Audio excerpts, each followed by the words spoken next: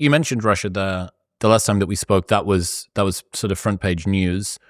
What is happening with the Russia-Ukraine conflict? Is it entering a new stage at the moment? What's going on? Every 3 months, we're in a new stage. We're in something called the second revolution in military affairs, which is applying digital technologies to warfare. The first phase was in the 1980s and 90s when the United States started making things like smart bombs and cruise missiles. Now it's going on to much cheaper platforms because low-cost semiconductors are ubiquitous around the world, and anyone can make a drone. And so we've got Ukraine, which inherited part of the old brain trust from the Soviet missile and aerospace things, combined with a country that's desperate to survive, combined with these new inputs that they can bring in from abroad and making thousands of drones a day. So every 3 months, there's a new page. First, it was single-person drones. Then it was jamming. Then it was drones with missiles. Then it was water-based drones. Then it was mass drones. Then it was Shahed drones. Then it was Shahed drones that could do a limited amount of target selection. Now it's something called the octopus drone, which the Ukrainians are just starting to use, which is a drone interceptor. It's a new day every day, and I have no idea how this is going to play. I can tell you with the technologies that existed pre-war exactly how this war would have gone. Those aren't the technologies that are being used in the war anymore. Isn't that so interesting that all of the dangerous assumptions people had about modern warfare, all of the predictability, I mean, war is unpredictable enough, but when you apply the growth curve of technology to warfare, you just end up with, I mean, that weird evolution between offense and defense that we saw happen. Well, drones have come out and this is better than using a Hellfire missile. And then instead of using that, you get a net and these drones are defeated by a net. And now the drones have a little thing on the front that cuts the net. And now the nets are made of this material. And now there's an EMP that blasts them out of the sky. And now there's, the pace of innovation with kinetic consequences it's mad. It's been absurd. Right, but this is why it's called the revolution in military affairs.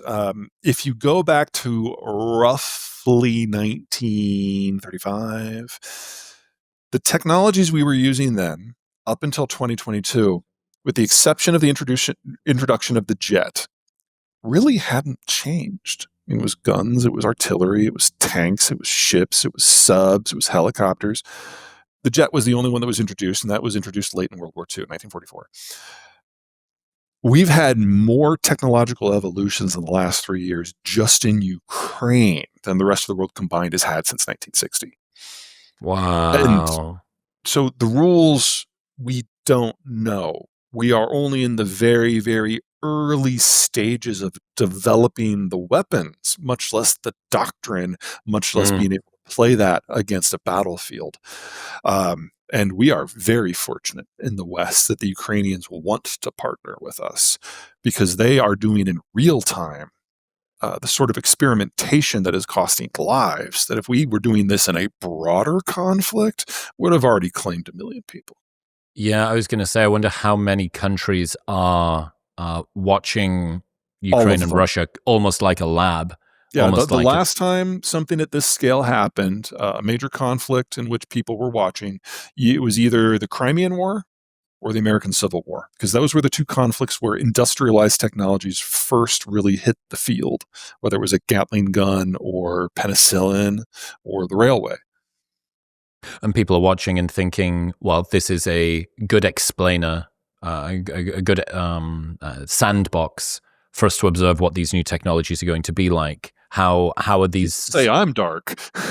Well, look, I mean, I'm not saying that Russia and Ukraine is being used as an experiment for the rest of the world to watch, but that's what the people who are not invested in it directly will be thinking, right? Look Absolutely. At this. Look at the way that this goes forward.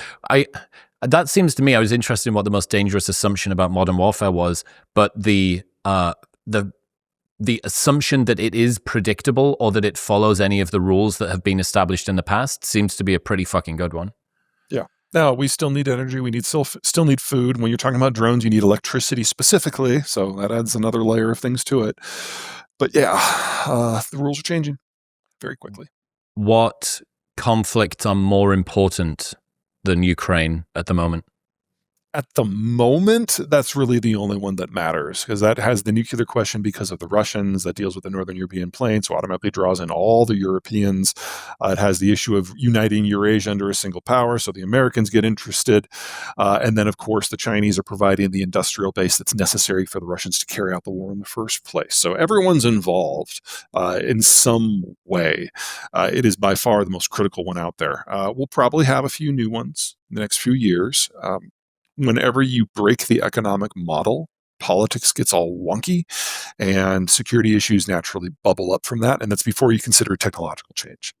We'll get back to talking in just one second, but first, if you have been feeling a bit sluggish, your testosterone levels might be the problem. They play a huge role in your energy, focus, and performance, but most people have no idea what theirs are or what to do if something's off, which is why I partnered with Function, because I wanted a smarter and more comprehensive way to actually understand what's happening inside of my body. Twice a year, they run lab tests that monitor over 100 biomarkers. They've got a team of expert physicians that analyze the data and give you actionable advice to improve your health and lifespan. Seeing your testosterone levels and dozens of other biomarkers charted across the course of a year with actionable insights to genuinely improve them gives you a clear path to making your life better. Getting your blood work drawn and analyzed like this would usually cost thousands and be a nightmare. But with Function, it's just $499, and now you can get an additional $100 off, bringing it down to $399. Get the exact same blood panels that I get and save $100 by going to the link in the description below or heading to functionhealth.com/modernwisdom. That's at functionhealth.com/modernwisdom. Congratulations for making it to the end of a clip. Your brain has not been fried by TikTok. Watch the full episode here.